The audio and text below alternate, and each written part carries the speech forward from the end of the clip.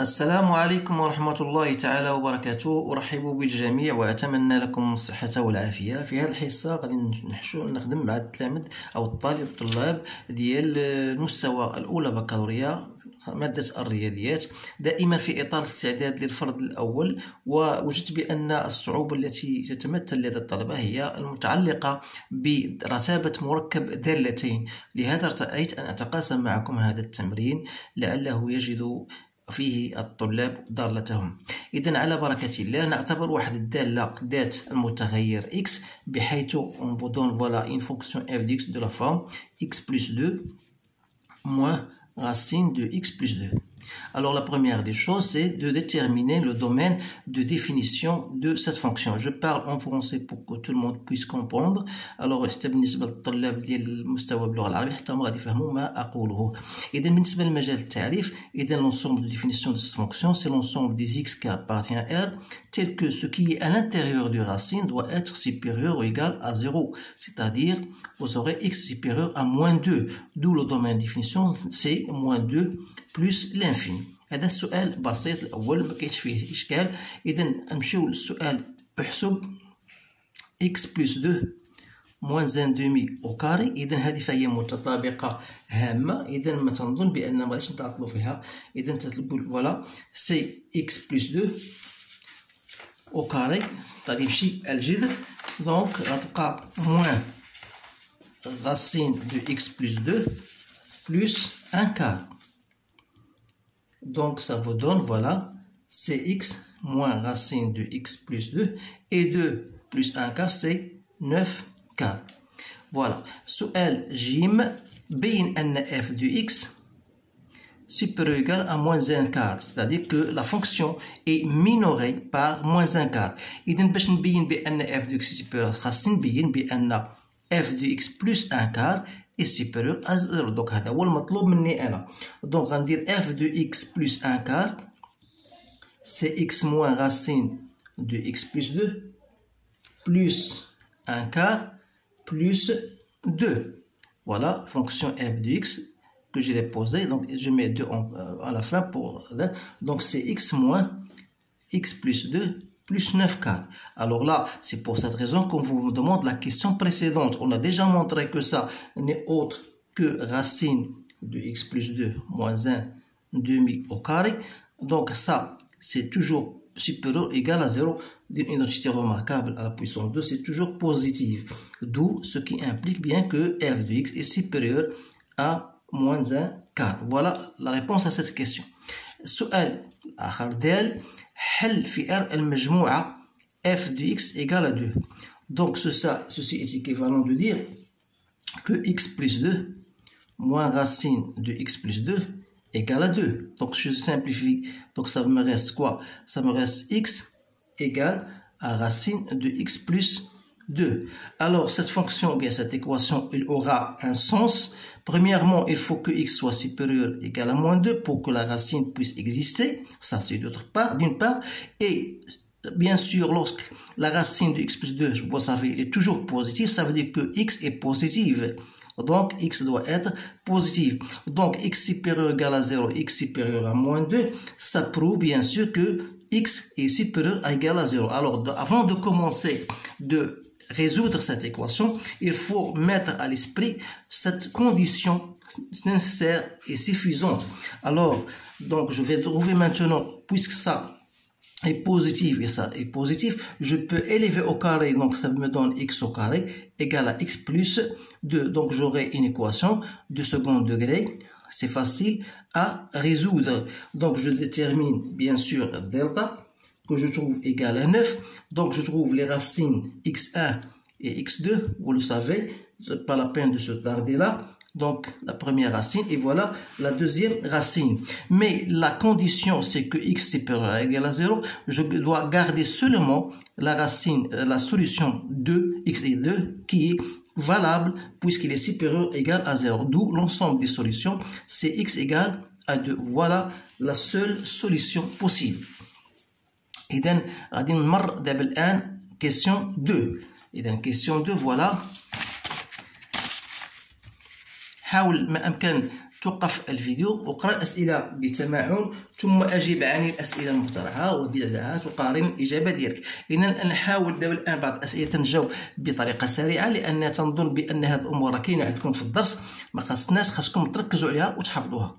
إذا لتكون الدالة U و V دالتين بحيث أن U de X égale à x carré moins x, vous avez V de x égale racine de x plus 2. C'est-à-dire vous avez une équation de type ax carré plus bx plus c et vous avez une fonction de type racine de x plus a. Alors là, vous avez ça en cours, donc vous devez connaître le tableau de variation أي جدول التغيرات لكل من هذه الدوال. إذا بالنسبة v de x دونك فمجال التعريف ديالها هو موان دو بلس لانفيني، ودالة تزايدية إذا غتكون جدول التغيرات على الشكل التالي. كذلك بالنسبة كما طلبوا منا غير جدول التغيرات، حدد التغيرات الدالة في على مجموع التعريف أمثلها مبيانيا. إذا غادي نحاول ندير التمثيل ديالها مبيانيا وسأسمح ما غاديش نستعمل المسطرة حتى نستغل الوقت. إذا عندنا كيفاش غتعطيكم غير لالور كيفاش غتكون. إذا عندنا هنا زيرو، عندنا ناخذ هذه وهذه دو وهذه موان زان، وعندنا هنا موان دو. إذا الدالة فهي أولا تمثل هنا كاين واحد اسامبتوط فيرتيكال، المجال التعريف هو موان دو بلس لانفيني، الصورة ديال الصفر هي جذر جوج، وجذر جوج هو 1.4 تقريبا غادي يكون هنا. وغادي نقدروا ناخذ بعض النقاط اللي خدينا النقطة جوج مثلا، هذه الصورة ديال جوج هي جذر ديال 4 وجذر ديال 4 هي جوج. إذا فوالا غير باش تكون الدالة والمنحنى يكون مضبوط مزيان. إذا فوالا لالور ديال المنحنى غادي يكون على هذا الشكل التالي. إذا حاولوا ما أمكن تمرنوا على هذه الأمور هذه. دونك هذا هو المنحنى ديال في. إذا فوالا أمثلها مبيانيا، نحدد مبيانيا الصورة ديال موان دو زيرو، يعني في ديال موان دو زيرو من خلال الرسم نلاحظوها هي صفر جذر جوج، و في دو دو بلس لانفيني دونك الدالة فهي تزايدية، الصورة ديال جوج هي جوج، دونك مكاينش إشكال في هذا. إذا فوالا ضع جدول التغيرات ديال الدالة أو. إذا الدالة أو فهي معرفة على R.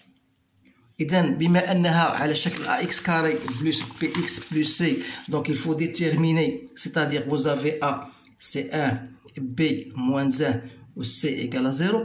Vous devez déterminer alpha, il y a moins B sur 2A, donc c'est 1 demi, و بيتا هي الصورة ديال ألفا، أي أن هي U دو ألفا، c'est-à-dire هي U دو 1 demi، donc هي 1 كار. وبالتالي غنوضع هنا 1 demi، بما أن A فهي موجبة من خلال هي أ هي 1، إذا غتكون لالور على الشكل التالي فوالا هكذا. إذا فوالا جدول التغيرات. إذا جدول التغيرات غادي يهمنا بزاف لأنه غادي نستعملوه في تغيرات مركب الدالتين. إذا أولا نتحقق أن f de x égale à u rond v de x. إذا غادي نحاول أشنو هي u v de x، هي v de x le tout au carré moins v de x, c'est-à-dire c'est x plus 2 moins racine de x plus 2. Donc c'est bien f de x. إذا فيما يخص السؤال الآخر يستنتج الرتابة. إذا أولا الرتابة غنعطيها واحد ورقة جديدة حتى يتبين لكم بوضوح، وهذا هو السؤال الجد المهم الذي تجد فيه صعوبة. إذا بالنسبة المجال موان 2 موان 7 كار. إذا عندنا أولا الدالة في فهي تزايدية على من خلال الجدول، فهي تزايدية على موان 2 بلس لانفيني، و اون بارتيكولي أو بالخصوص اون بارتيكولي يعني بالخصوص على المجال اللي عطاوناهما، صديق موان 7 سور كار. علاش؟ لأن كار أو لأن موان 2 7 كار في بارتي de moins 2 plus l'infini. وبالتالي دونك الصورة أولا بعدا تاني الصورة ديال moins 2 moins 7 كار، خاصك تقلب على الصورة ديال moins 2 moins 7 كار، غتوجد بأنها هي 0 1 دومي بطبيعة الحال. رد بالك مع الرتابة ديال في. إذا ما يهمني أنا الآن هو كيفاش دايرة U في المجال، فهي تناقصية. اعتذر لك نكتب اون ابريجي، هذا السين تعني تناقصية على المجال اللي لقيت الصورة، يعني على المجال 0 1 دومي اللي هي في بارتي دو موان لانفيني 1 دومي. وبالتالي F donc il est comment il est décroissante sur moins 2 moins 7 quart. علاش؟ لأن vous avez V croissante U décroissante donc F il est décroissante أي تناقصية. هذا فيما يخص المجال الأول. المجال الثاني moins 7 quart plus l'infini. إذا بالنسبة لهذا المجال هذا تنعرفوا بأن V il est croissante sur moins 2 plus l'infini. وغادي نقول نفس الشيء بالخصوص en particulier sur moins 7 quart plus l'infini. علاش؟ لأنه هاد moins 7 quart plus l'infini est inclus أو فهي ضمن moins 2 plus l'infini. من جهة أخرى الصورة ديال moins 7 quart plus l'infini اللي هي ماذا؟ هي 1 دومي بلس لانفيني. إذا U كيفاش دايرة عندنا هنا في خلال الجدول؟ U إلي كرواسونت سور 1 دومي بلس لانفيني، مما يعني أن F دونك كرواسونت U V كرواسونت U كرواسونت لا ميم مونوتوني، يعني أن F إي كرواسونت أو تزايدية sur moins 7 car plus l'infini. إذا هنا غنكونوا كملنا الجواب عن هذه الأسئلة. إلا ضفت لكم واحد السؤال آخر وقلت لك وضع جدول التغيرات إذا ديال F على moins 7 car moins 2 plus l'infini، إذا غادي يكون على هذا الشكل التالي. إذا voilà X voilà F de X entre moins 1, 2 et plus l'infini entre moins 1, 2 et moins 7 quart et entre moins 7 quart plus l'infini. إذا وجدنا بأن الدالة تناقصية هنا وهنا تزايدية، والصورة ديال moins 7 quart سي 1 دومي. إذا تلاحظوا بأن الدالة F فهي تناقصية على moins 2 moins 7 quart وتزايدية على moins 7 quart بلس لانفيني.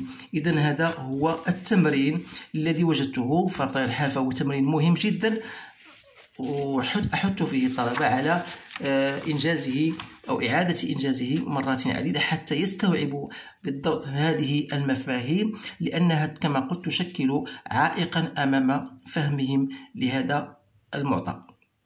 إذا ما بقى لي غير نشكركم على انتباهكم وأتمنى لكم حظا سعيدا، والسلام عليكم ورحمة الله تعالى وبركاته.